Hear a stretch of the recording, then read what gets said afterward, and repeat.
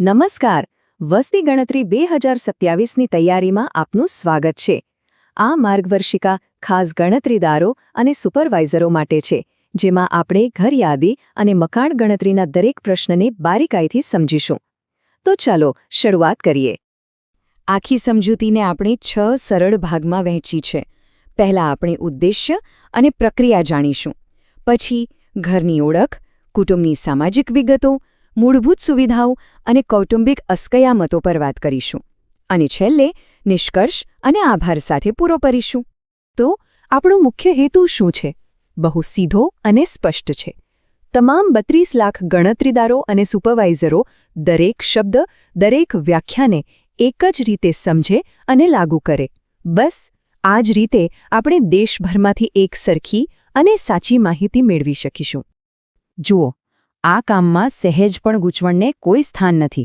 વસ્તી ગણતરીની સફળતાનો આખો આધાર જ એના પર છે કે આપણે બધા એક સરખી સમજ સાથે કામ કરીએ. આપણું લક્ષ્ય છે ડેટામાં સંપૂર્ણ સુસંગતતા. ચાલો, તો હવે પ્રશ્નાવલીના પહેલા ભાગ પર આવીએ. પ્રશ્ન 1 થી 8. આ બધા પ્રશ્નો વસ્તી ગણતરીના ઘરની ઓળખ અને તેના સ્ટ્રક્ચર સાથે જોડાયેલા છે.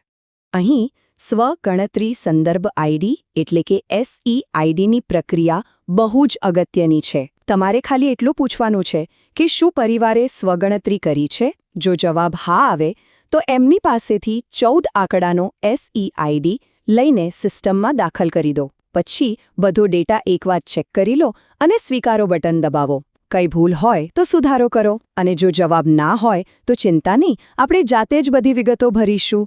પ્રશ્ન નંબર 5 છે ભોંયતળિયાની મુખ્ય સામગ્રી વિશે, મતલબ કે ફ્લોર શેનો બનેલો છે. જે પણ મટીરિયલ સૌથી વધુ વપરાયો હોય એનો કોડ લખવાનું. જેમ કે માટી માટે કોડ 1, લાકડા કે વાંસ માટે 2, પાકી ઈંટો માટે 3, સિમેન્ટ માટે 4 અને મોઝેક કે ટાયર્સ માટે કોડ 5. સરસ.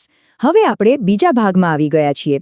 અહીં પ્રશ્ન 9 થી 16માં આપણે કુટુંબની સામાજિક અને વસ્તી વિષયક માહિતી એકઠી કરવાની છે. હવે પ્રશ્ન 13. આમાં ખાસ ધ્યાન આપજો.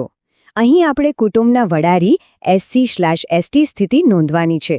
સૌથી પહેલા રાજ્યના અધિકૃત લિસ્ટમાં એમની જાતિનું નામ છે કે નહીં એ ચેક કરો. એક વાત બરાબર યાદ રાખજો, અનુસૂચિત જાતિ એટલે કે SC ફક્ત હિન્દુ, શીખ કે બૌદ્ધ ધર્મના લોકો જ હોઈ શકે, જ્યારે અનુસૂચિત જનજાતિ એટલે કે ST કોઈ પણ ધર્મના હોઈ શકે છે. અને જો ઘરના વડા આ બંને કેટેગરીમાં ના આવતા હોય તો સિમ્પલ અન્ય માટે કોડ 3 વાપરવાનો છે. પ્રશ્ન 14 ઘરની માલિકી વિશે છે. જો ઘર પોતાનું હોય તો કોડ 1 લખો. જો ભાડા પર રહેતા હોય તો કોડ 2 અથવા 3 વાપરો.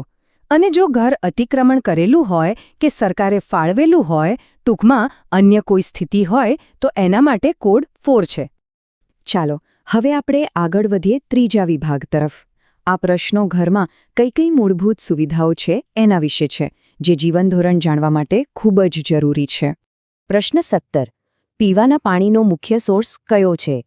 અહીં નળના પાણીમાં 2 ઓપ્શન છે, એ બરાબર સમજી જજો. જો પાણી કોઈ ટ્રીટમેન્ટ પ્લાન્ટમાંથી શુદ્ધ થઈને આવતું હોય તો એ શુદ્ધ કરેલું નળનું પાણી કહેવાય અને એનો કોડ છે MN. પણ જો પાણી સીધું જ કોઈ સોર્સમાંથી આવતું હોય અને કોઈ ટ્રીટમેન્ટ ન થઈ હોય તો એ શુદ્ધ કર્યા વગરનું નળનું પાણી ગણાશે. એનો કોડ 2 છે, ભલે ને પછી એ લોકો ઘરે પાણી ગરમ કરીને પીતા હોય. નળ સિવાયના બીજા પણ ઘણા સોર્સ હોઈ શકે. આ રહ્યું લિસ્ટ. કૂવા માટે કોડ 3, હેડપંપ કે ડંકી માટે કોડ 4, ટ્યુબવેલ કે બોરવેલ માટે 5, ઝરણા માટે 6, નદી કે નહેર માટે 7, તળાવ માટે 8 અને જો પેક્ડ બોટલનું પાણી વાપરતા હોય તો કોડ 9. આ યાદી તમને સાચો કોડ પસંદ કરવામાં મદદ કરશે. હવે પ્રશ્ન 19 થી 22. આ બધા લાઇટ, ટોયલેટ અને ગટર વ્યવસ્થા જેવી સુવિધાઓ પર છે. આપણે એ જાણવાનું છે કે ઘરમાં પ્રકાશ માટે મુખ્યત્વે શું વપરાય છે, શૌચાલયની સુવિધા છે કે નહીં, જો છે તો કેવા પ્રકારનું છે, અને ગંદા પાણીના નિકાલ માટે શું વ્યવસ્થા છે. ચાલો હવે આપણે પ્રશ્નાવલીના અંતિમ અને 5મા વિભાગ પર આવી ગયા છીએ. આ વિભાગ છે કૌટુંબિક અસ્કયામતો એટલે કે ઘરની મિલકતો વિશે. અહીં આપણે કમ્યુનિકેશન અને મનોરંજન સાથે જોડાયેલી વસ્તુઓ વિશે પૂછવાનું છે, જેમ કે ઘરમાં રેડિયો કે ટ્રાન્ઝિસ્ટર છે, ટેલિવિઝન, ઇન્ટરનેટ કનેક્શન, લેપટોપ કે કમ્પ્યુટર, ટેલિફોન કે મોબાઈલ ફોન અને સ્માર્ટફોન છે કે નહીં, આ બધી જ વસ્તુઓ વિશે પૂછવાનું છે. પ્રશ્ન 32 થી 34 વાહનો વિશે છે. આપણે સાયકલ, સ્કૂટર, મોટરસાયકલ, મોપેડ અને કાર, જીપ, વેન વિશે પૂછવાનું છે. એક વાત ખાસ નોંધજો કે આમાં 3 પૈડાવાળા વાહનો જેવા કે રિક્ષા અને ટ્રેક્ટરનો સમાવેશ કરવાનો નથી. હા, એક સવાલ જે વારંવાર પૂછાય છે કે જો કોઈ વાહનનો ઉપયોગ બિઝનેસ માટે થતો હોય તો એને ગણવાનું કે નહીં? તો જવાબ છે હા, બિલકુલ ગણવાનું. ભલે એનો ઉપયોગ વ્યવસાય માટે થતો હોય પણ એ કુટુંબ માટે એક ઉપલબ્ધ અસ્કયામત તો છે જ. તો આપણે હવે આ સમજૂતીના અંત તરફ છીએ. એક વાત હંમેશા યાદ રાખજો, તમારું આ કામ રાષ્ટ્ર માટે ખૂબ જ મહત્વનું છે. તમે જે ડેટા ભેગો કરશો એ જ દેશના ભવિષ્યની યોજનાઓનો આધાર બનશે. ભારતની વસ્તી ગણતરીનો મૂળ મંત્ર છે જનગણના સે જનકલ્યાણ. આપણું આ મહેનતભર્યું કામ સીધું જ લોકોના કલ્યાણ સાથે જોડાયેલું છે. કોઈપણ નવી માહિતી કે અપડેટ્સ માટે તમે અમારા official social media handle @CensusIndia2027 ને ફોલો કરી શકો છો.